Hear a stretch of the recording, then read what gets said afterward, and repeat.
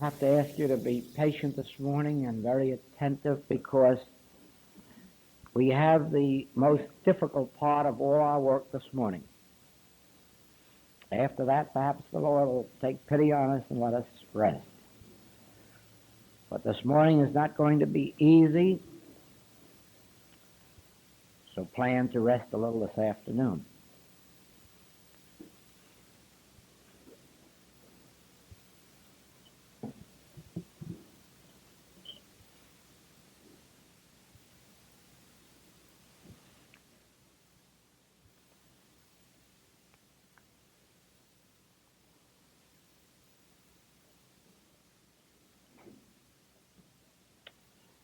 First, I'll read a note here.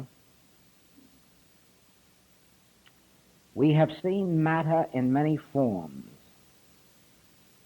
and material power in many degrees, from candle power to hydrogen. Now what happens when material power reaches its ultimate? Is there nothing beyond this?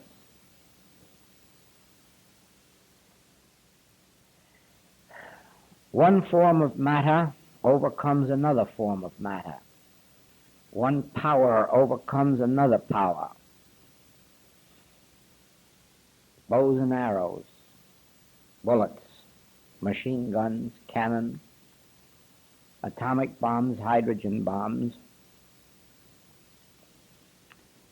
Is there something that will wipe out these?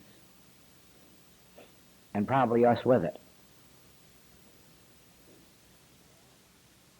Or, thinking in terms of our automobiles, the driving cars on the road at 225 horsepower, 300 horsepower, merely to drive around the block or to go to the market. Why not 1,000 horsepower? So that you have to stop the moment you've started.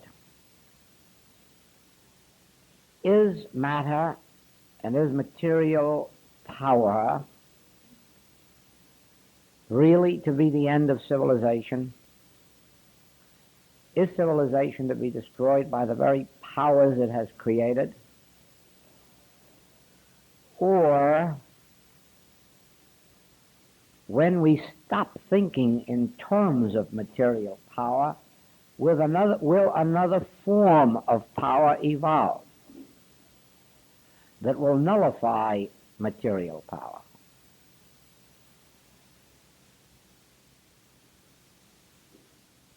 Think, if you can, of the limit of material power, the ultimate, the extreme, and then take off into the immaterial. Think of material power until you reach the point where you cannot think another thought.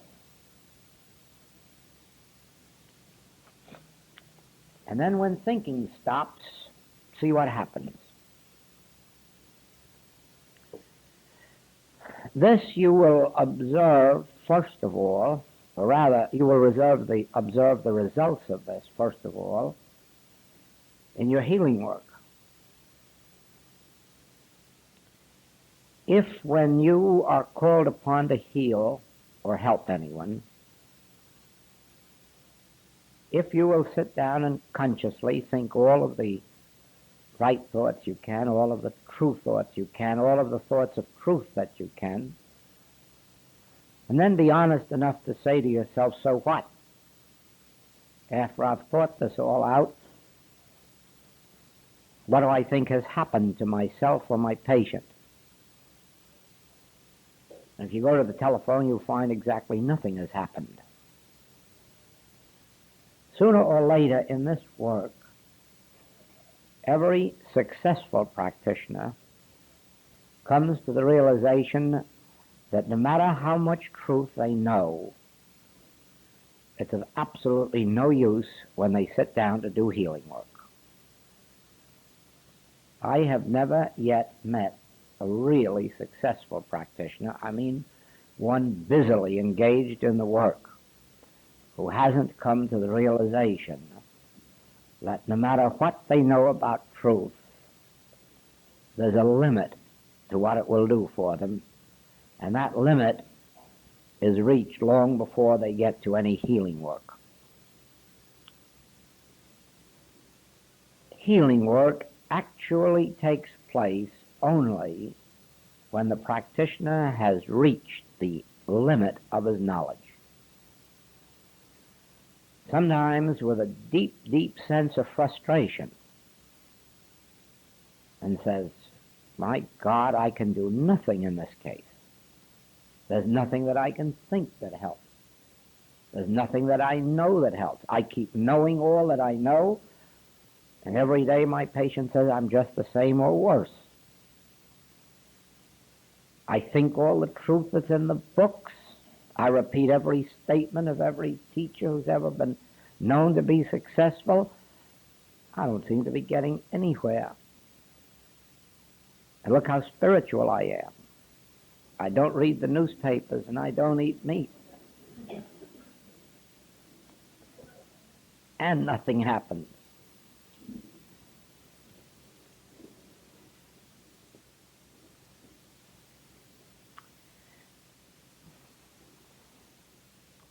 Everyone has to come to that place sooner or later.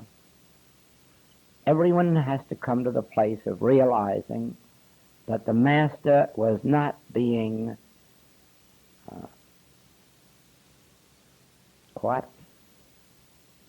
falsely modest, unduly modest. When he said, I can of my own self do nothing, he was stating a principle. He was stating a principle. I can of my own self do nothing, physically or mentally or spiritually. Nothing that I can do and nothing that I can be will help. It is in that last ditch, it is in that ultimate spot when you're sitting with someone dying, that all of a sudden you let go. Realize the hopelessness of not only the fact that Materia Medica has given up, but now you have to give up too. And when you give up, you find that God takes over. That is the first time you really come into the awareness that there is a God. Up to that time, we're only paying lip service to it. Oh, I believe there's a God. I'm sure there's a God. I feel there's a God. I'm certain there's a God. I wouldn't want to go on record as saying there isn't a God or that I doubt a God. But none of that is actually coming to the place of reliance, dependence, complete surrender of one's own powers of either body or mind. And yet that is the place that everyone who takes up this work must ultimately come, because in the beginning you're going to have wonderful results by knowing the truth.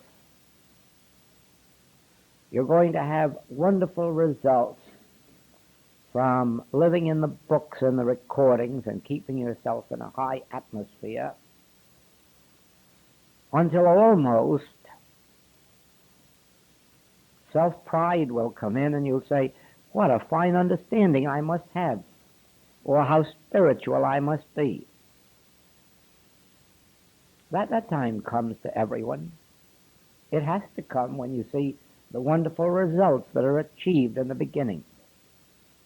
It is only as you continue that greater demands are made upon you, and the more serious aspects of the work come to you. Not only more serious diseases, but people who are struggling to know God. And they present more of a problem than the people who are living and dying, because in the end you'll come to realize that from a human standpoint everybody passes from view. And so you don't consider it as the greatest tragedy in the world when someone does, even if it happens to be a relative or a patient. you know that the natural course of events, everyone must make the transition. And while it would be a nice thing to be able to help everyone to make it while they're healthy, rather than to be kicked out of their bodies, just walk out. That would be the normal, natural, right way to go. Nevertheless, after you have had experience in this work, you will come face to face with some of your patients or relatives after they've passed on, and you will receive the assurance from them that they are not dead, but that their experience is progressive. And you will know then that no great tragedy takes place when one of us leaves this plane. As a matter of fact, for most of us on this path, it's a blessing. You just go on to higher and higher unfoldment, so that it isn't the cases where there's a matter of life and death that always give you your greatest problem. It's when you see, more particularly young people, children, struggling with conditions beyond them, or when you find the adults who are struggling with a human sense of life and really wanting to know God, and you have no way to bring that to them except when you have surrendered yourself and the Spirit of God works through you to lift them up. In the very earliest days of my practice, I made this discovery, that there was no use of saying to a patient, you ought to read more, or you ought to go to church more regularly, or do church work, or you ought to tithe, or you ought to be grateful, or you ought to be more loving, or you ought to be more patient. I soon saw that they would be all those things if they could. They had no power to be other than they were. I soon learned that if I retired into my silence and achieved a realization of the Christ, that their natures changed. They became more loving. They became more moral. They became more generous. They became more patient. Every kind of wonderful experience happened to them in proportion as the Christ was raised up in me. In other words, when the Christ touched their consciousness, they were made free of their human selfhood in great measure. And so I saw that that was the secret. After that, I not only didn't use the words you and he and she, but as you know, I've placed it in the writing. Never say to your patient, you should do this, or he should do that, or she should do this.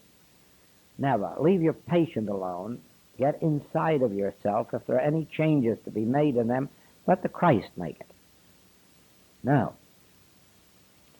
having witnessed that, I can say to you that your effective work will be done not when you are looking at some human trying to improve them,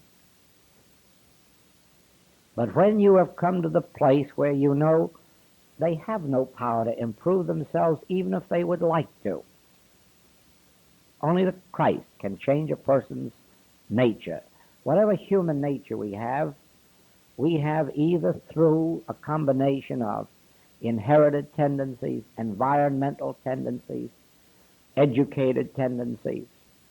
All of these things go to make up our human character or human lack of character.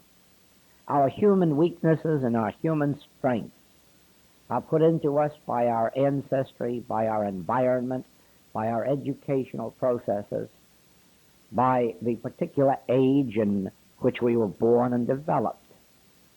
Certainly you must know that back in the days of the American Revolution, that the type of immigration that we had then tended more to make the people self-reliant and courageous and self-sacrificing. And you know that the last 20 or 25 years, our tendency has been more to rely on the government and trade unions rather than ourselves, our own efforts. That isn't our fault. That isn't the fault of our children, that when they graduate from college and they're asked what do they think of their future and what would they like, that 90% say they want to be on a corporation payroll where they won't have to seek a job and where they're guaranteed retirement right from the beginning. 90% of the college graduates of America who were interviewed gave that as their great desire, to be on a corporation payroll, Social Security guaranteed, retirement by the time they're 50. Isn't that nice? Terrible. But that's this age. That's not their fault. They were born into an age of Social Security and all kinds of security except self-reliance. Poor Emerson, what he would have done living here in this age. He would have been in misery. But it isn't anyone's fault. It's the times. It's the age. Now, that's our humanhood. None of us want those conditions, not even those that believe they do want them. But they have no way of knowing that there is such a thing as a transcendental power through which they can be individuals. It has been drilled into them that they're a statistic. They're given a number almost the day they're born, if not a number, a fingerprint or a toe print, something that's going to identify them as one of a mass. Now then, no one wants that. No one wants the physical, mental, moral, and financial ills that come out of that kind of a society. When people come to us struggling with physical and mental ills, part of it is due to this kind of an age. And we're not going to help them by telling them that they ought to be self-reliant, or even giving them Emerson's essay on self-reliance. You can't preach character, individuality into a person. The only thing you can do is rise above all personal effort into the Christ. But I'm thinking now more especially of those who are struggling out of human sense, really desiring to know and experience their own true identity, to break through the shell of human limitations, environmental limitations, even national and racial limitations, and come into the awareness of their spiritual identity. You'd be surprised how many come to us who really are seeking that, even though at the beginning they think they're seeking health or economic security. What they're really seeking is a realization of their own true individuality in God. Now, neither you nor I can give that to them. We can give them the books, the teachings that will reveal these things to them intellectually, but in order to bring them into the experience, we ourselves must have overcome many of our human limitations. In other words, we cannot give a freedom we haven't got. We cannot bestow anything that isn't ours. And our Christhood is ours only in proportion as we have come to that last jumping off place of material and mental powers and come to see I can of my own self do nothing. Come to that place of hopelessness. And as I say, you come there when you have a few cases, living and dying cases, or hopeless cases, but more especially when you see some human soul struggling through for inner peace, and everything you do fails to bring it. And then is when, in your desperation, you are forced back and you begin to ponder such statements as the stone cut out of the mountain without hands, and wonder how it's done. You commence to ponder, they have only the arm of flesh. And you say, that means they have physical power, mental powers. What is the thing that's beyond those? ultimately you come to the great master, and there you have a very rude awakening, because you come face to face with the statement, my peace I give unto you, not as the world giveth. And then you say, I'm a liar. I'm a liar. I don't know how to give that peace that the world giveth. Any peace I've given has been physical or mental or financial. What lies beyond the physical, the mental, the financial? What can I do for another that doesn't require a physical effort, a mental effort, or a financial effort? Now, we all know that we can bring good to each other physically, mentally, and financially. But now, what can we do for each other when we are limited and told in the beginning, I don't want any of those three? Now, what have we to give each other? That is the point that we come to today. We come to the place of self-surrender, where I say to you, silver and gold have I none, so I cannot help you out with your financial problems, financially. And I say to you that I've tried every thought that's in my writings. Not only I've written them all, I've read them all, and then I've sat down and thought them all, and you're still not getting free. So I've got to let go of all those truths that are in those books. Yes, I've even prayed the Lord's Prayer in the 23rd Psalm and the 91st Psalm, and I still haven't broken through. So there's no more of the letter of truth that I can give you. I've given it all. Now I've got to go that last mile where I give up any attempt to help you financially, where I give up every attempt to help you with truth, and where I'm compelled to get into the Spirit so that the Spirit can take over where I leave off. Do you see that? That's where you come. You will someday find that people will come to you, and out of the goodness of your heart, you will help them financially. But a strange thing will happen, because a second one will come, and a 15th and a 20th, and you'll say, uh-oh, I'm at the end of my resources. We keep this up, I won't even have anything left for myself. And then you'll find out that you might just as well have stopped in the beginning, because you're going to have to stop in the end. I don't mean stop giving someone a meal when they're hungry, and I don't mean stop contributing to your community chest. I don't mean stop giving to the Red Cross. But I mean you'll find that you just cannot be a fairy godmother to everybody who's unemployed or homeless or weak. Somewhere you'll have to draw the line and say, silver and gold have I none.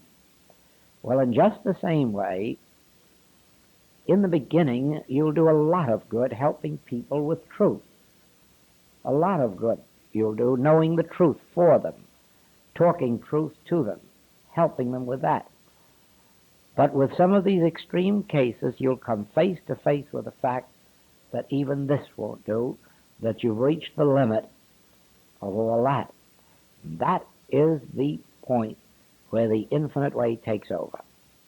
That is the point where you must say, I can't get anything bigger than a hydrogen bomb to save us from Russia. I might as well give up in that direction. And I can't think of anything, any more truth than I know. I've read all of the recognized writers, and I've read all the 20-odd books of the infinite way. There's still something missing. Then sit down and think every thought you can until you reach the very limit of your thinking ability and say, all right, that's done. Now I sit here for the next unfoldment, which has to come without taking thought, without thinking truth, reading truth, repeating truth. Now I have my back to the wall. It's God or nothing. Now, I've talked God and I've talked Christ. I've mentioned God and I've mentioned Christ. I've said all of the great spiritual truths there are. In fact, I know all of the deep ones there are. Some people have even gone to Tibet and worked out the most hidden secret words that there are there, not realizing, of course, that there are two places in the Old Testament and in the New Testament where they've got statements deeper than anything was ever known in Tibet. I am. You'll never find anything deeper than that in India or in Tibet. You'll never find anything deeper than that in the hidden mysteries of the world. There's nothing deeper in the Kabbalah. There is nothing deeper in the spiritual literature of the world than the two words, I am. And as a matter of fact, when you are in the depths of despair, those are the only two words that can come to your rescue. Not what I'd like to be, not what I hope to be, not what I'm trying to be through all the use of all these words, but in the end you're going to realize this, that whatever it is you're seeking, you already are. The infinite way has that. That which I am seeking, I am. And then you give up all this physical effort and mental effort. Then you give up all the struggling. Why struggle for that which I already am? And it is when you settle back and give up the struggle and stop trying to be one thing other than you are now. Don't try to be more spiritual. Don't try to be more moral. Don't try to be more good. Don't try to be more anything. Settle back and realize that which I am, I am. All that God is, I am. That which I am seeking, I am. If only you could stop living a minute from now. If only all of us could stop living 1 minute from now and rest content. This is the only minute you'll ever know. There'll never be another minute beyond this minute. It's always this minute. And in this minute, I already am. In this minute, all God is, I am. In this minute, all that the Father hath is mine. To him that hath shall be given. From him that hath not will be taken away even the little that he hath. So any attempt to get more than you have now is going to fail, because all that God is, I am, and all that the Father hath is mine. But acknowledging a lack is going to demonstrate a lack. Do you not see that anything you acknowledge, that is what you must demonstrate? Anything you acknowledge, you demonstrate, because you can only demonstrate what you acknowledge. I have a lack, good. Good, I have a lack. That's my demonstration. You see that? I haven't enough. That's my demonstration. Whatever I acknowledge as truth within me, that's what I must demonstrate. But if I acknowledge I and the Father are one, all that the Father hath is mine, God is, therefore I am, all that God is, I am. The fullness of the Godhead bodily fulfills itself in our individual being. Now we are living in the fullness of time, which is this minute. Now we are acknowledging the fullness of spiritual good this minute. Do you ever realize what a terrible thing it would be if you ever wake up to find that God can give you something tomorrow? You will hate God. You will hate God if you ever find out he gives you something tomorrow. What's wrong with today? Why is God withholding anything from us today that it could give us tomorrow? Why? As a punishment? Or holding out as a reward? What is God? An overgrown man? No, there's no God. You are told in the Infinite Way writings that if you knew the nature of God, you would need no other teaching. And that's true. It is only in the degree that we are entertaining orthodox concepts of God that we are what we are. And I might repeat this to you. According to the census, there are only 7 million Hebrews in America. May I tell you that there are 150 million? There are very few. There aren't 7 million Christians in America. All the people who belong to the Christian church follow the Old Testament, and they follow it more than they follow the New. They believe in an eye for an eye and a tooth for a tooth. They believe in loving their friends and hating their enemies. They believe that God is powerful enough to come along and destroy all their enemies. Jesus never taught that. He taught loving them and forgiving them. It's the Old Testament that talks about destroying them. You don't destroy your enemies. You destroy your concept, your own concept of enemies or enmity. Most people are living in that Old Testament. Sins of the fathers are visited on the children, so they accept heredity. The other religions are all wrong. Let's go out and kill them and take their property and their women too. That's all part of the Old Testament. None of that has anything to do with the New.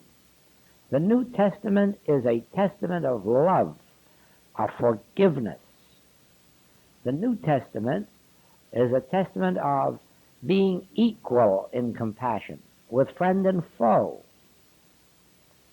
That isn't taught in this country any more than it's taught in any other country.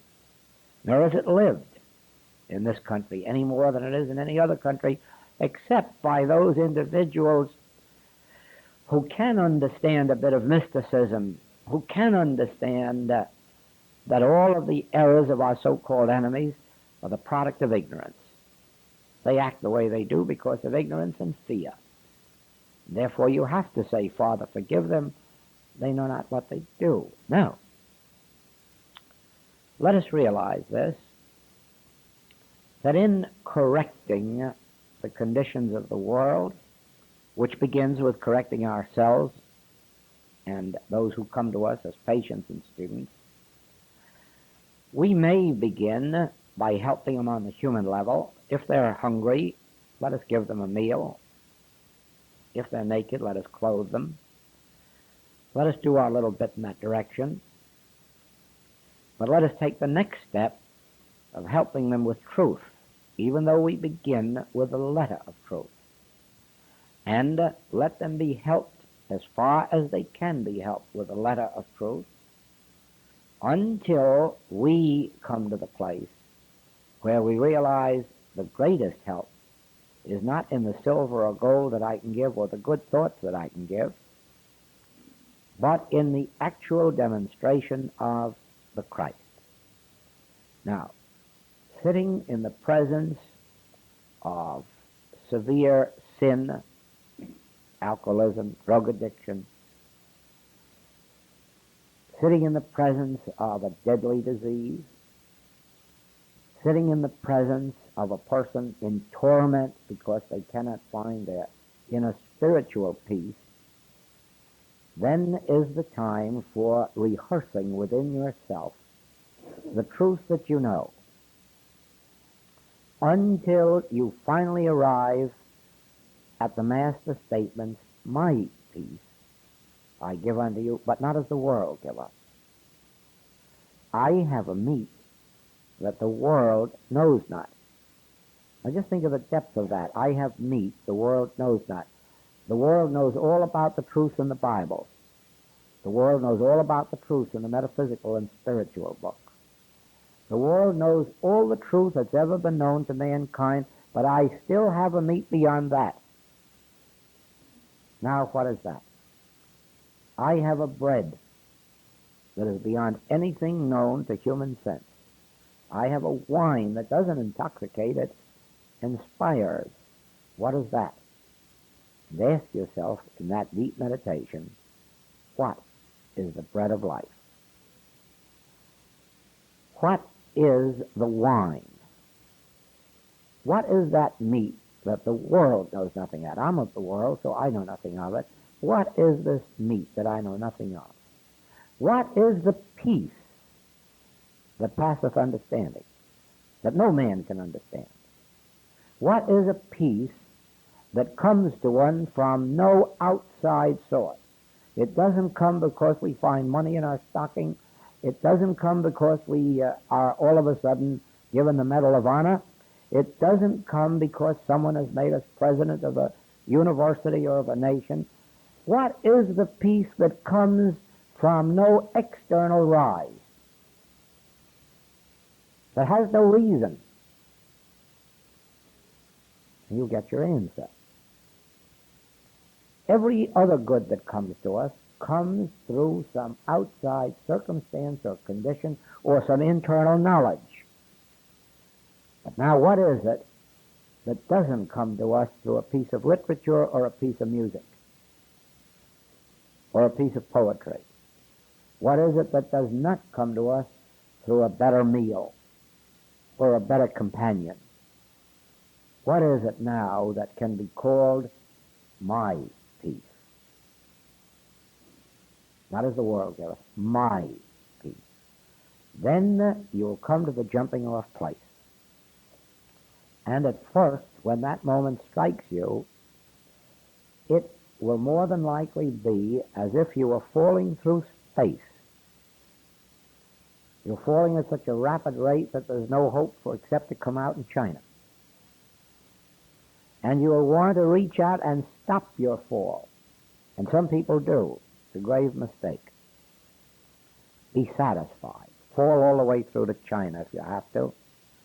Fall and break your neck if you have to. Don't be afraid of what's happening. You're in the hands of God. You're being taken out of material sense into spiritual sense, and don't care what happens to you. It is like going on a journey without purse or script. What's the worst can happen to you? You can starve and die. That's the worst. That's the worst. But life is eternal, as you already know. So it may be a marvelous thing to go on and see what the next experience is like. I may only be talking to you because of my wings. I love to travel. I don't mind what the next country's going to be like, or the next state, or the next experience. And the reason is, I'm sure already that I'll be there to witness it. That I have learned, that I will never leave me nor forsake me. That I will be with me here or there, up or down, heaven or hell. I will be there. And if I'm there, there'll be something to see. Something new, something different. In the end, something good. Because I have already seen evil, and I have seen how it can be transformed, transmuted into good. So any temporary sense of evil doesn't frighten me, because there is always a continuous unfoldment into the higher atmosphere. It makes no difference. Where we are in consciousness at this moment, the ultimate is being a beholder of the Christ. Everyone comes to that. Every saint and every sinner. No one is so far down in the scale but what ultimately they stand revealed in Christ. Why? Our very soul is Christ, and it's always unfolding toward fulfillment. And even if we take it down into the banquet of husks with the swine, it will find a way of turning us around and leading us back to the Father's house. So no one need ever fear the valley of the shadow of death. No one need ever fear sin. No one need ever fear making a mistake. Been done by experts. But there is always a way out, because God is the nature of our soul, and it is always unfolding itself in us. I haven't any doubt that at some time or other we were on earth as cannibals or wild men or women or something other than we are now. And I don't think that we're much above that right now.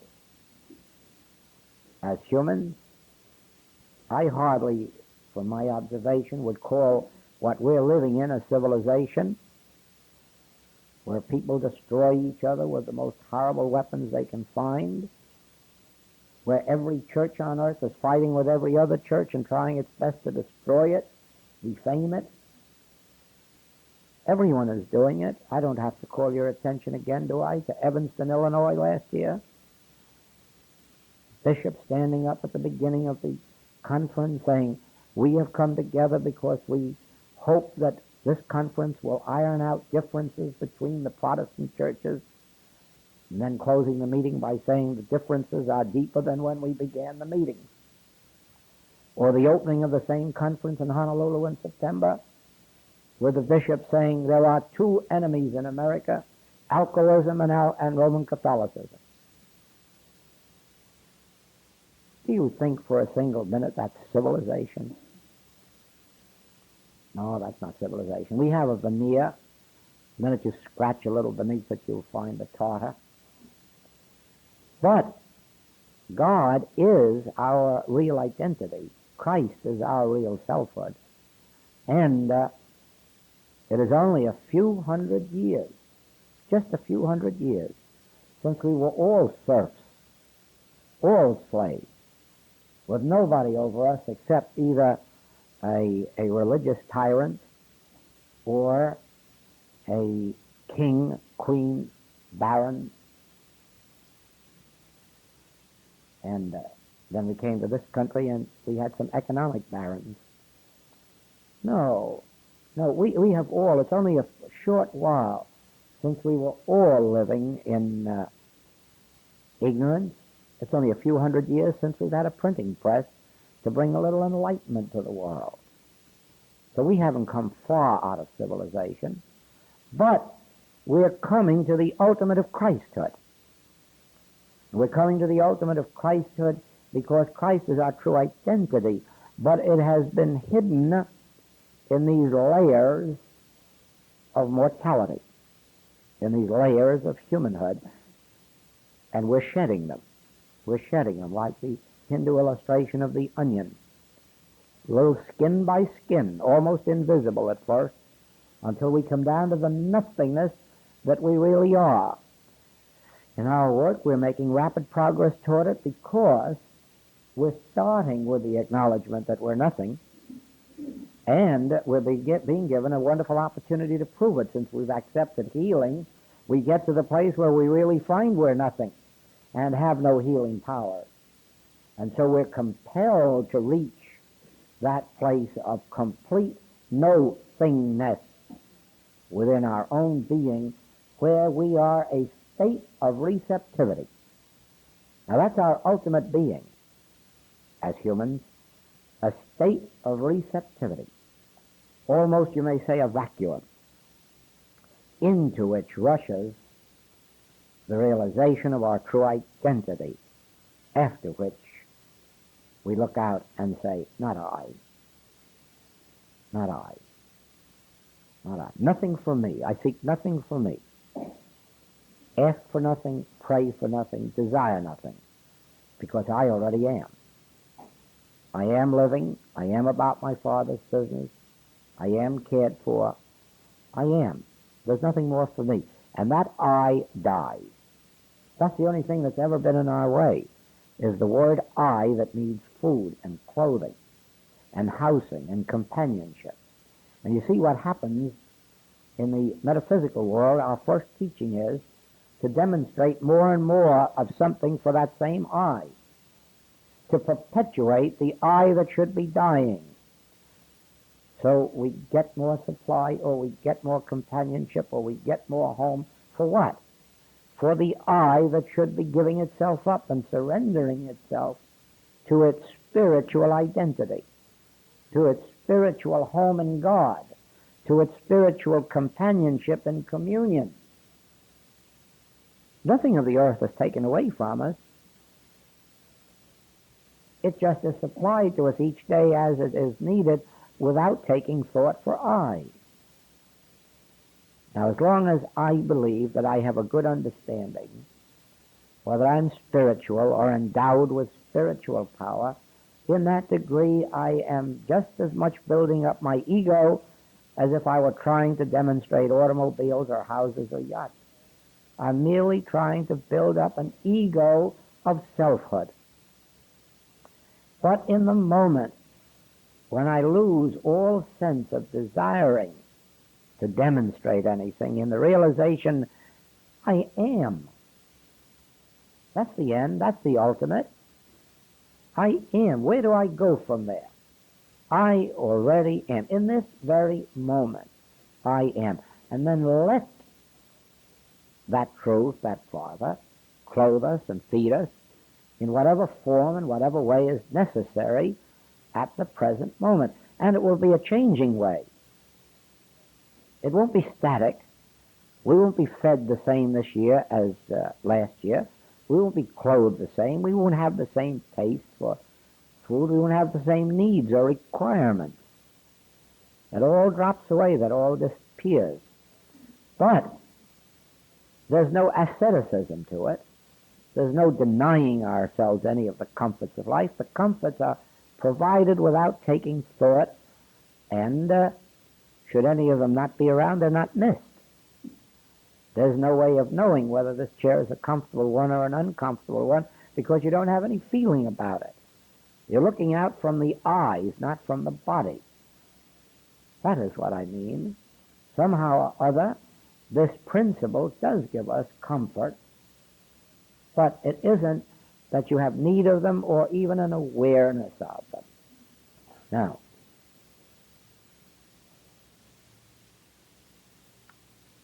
number 2.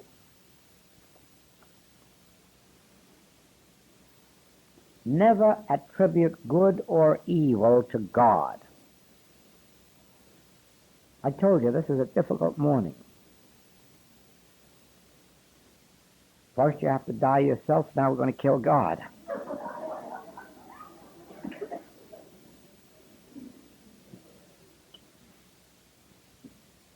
Yes, that's right. We're going to have nothing left. We're going to have no thing left, no person left. Now, what kind of a God is it that has neither good nor evil? Try to think that one out if you can. Just think of a God that has no power to give you good or evil. Think of a God that has no power to withhold from you good or evil. If you want to be evil, go on out and do it. Nobody's going to stop you. Lots of revolvers for sale down the street. Banks to be robbed on every corner. No God to stop you. It's going on all day long, all over the globe. No God to stop evil. No God to stop wars. No God to stop people dying in hospitals of horrible diseases. No God to stop people in the mental institutes. No God to stop evil. No God to give good. That's a strange God. Indeed it is.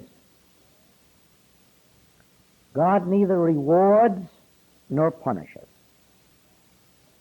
Now, when you sit down to think about God in relationship to your healing work, what are you going to do with a God that can't give anything, can't do anything?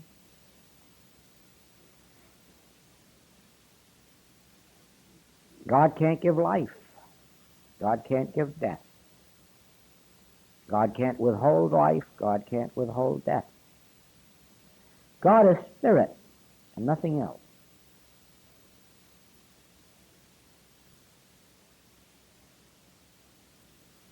When you are in that silence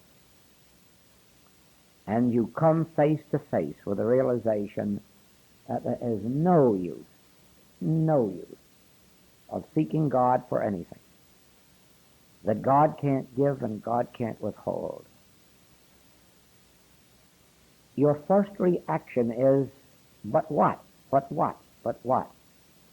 And it is into that comes the two words, I am. I am. And that is where you come face to face with reality. You can't want anything from God. You can't need anything from God. God couldn't leave us in a state of incompleteness. But it isn't good and it isn't evil. It's being. It's immortality. It is eternality. It is completeness. And it already is. And I already am. And he, she, or it. It's the same thing. Seeking health for a patient is like saying, God, you're withholding it. Come on, give up. That isn't true. God is not withholding anyone's health, and God cannot give anyone health. I am. I am. I will never leave you nor forsake you. I was with you before Abraham. I already am. I will be with you to the end of the world. I is here. I is God. What are you seeking?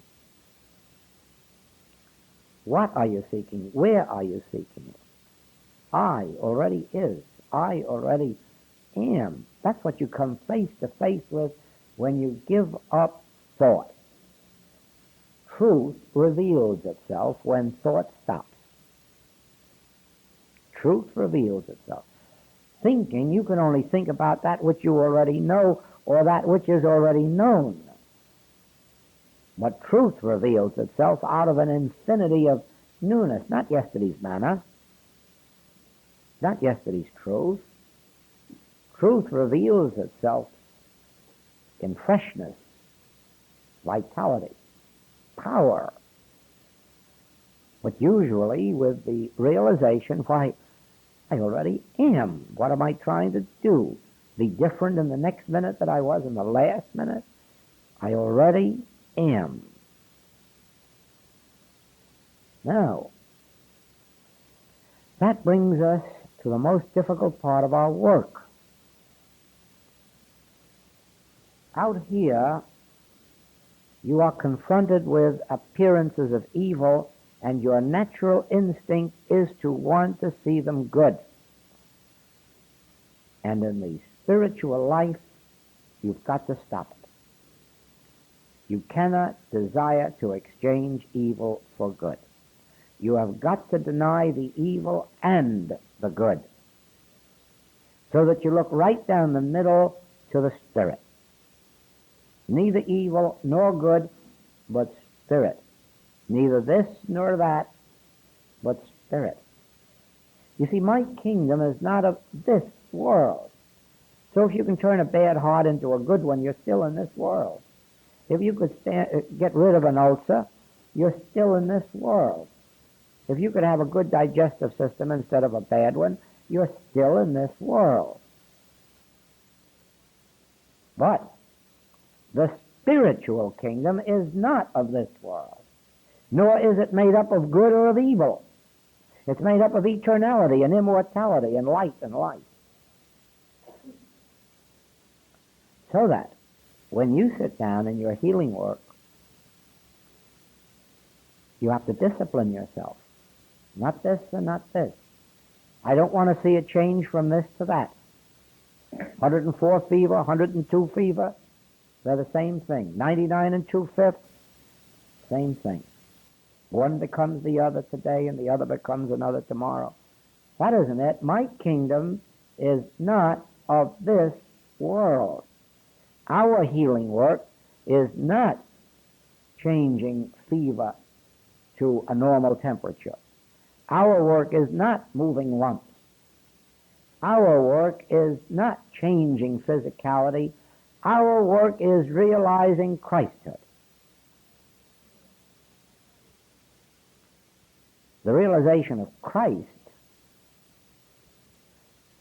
destroys the material sense of existence. But this is what I bring to your attention. It destroys the good material sense of existence as well as the evil one. That is the nature of the work of the infinite way. Not changing bad material conditions into good ones, destroying material sense.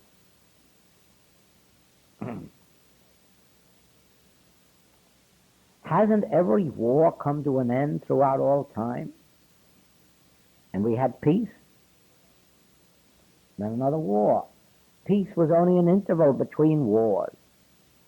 Hasn't every sickness come to an end and resulted in health until a period of transition which everyone experiences? But we always go from health to sickness and sickness to health. Health is just really an interlude between sicknesses. That's all it is for the human race.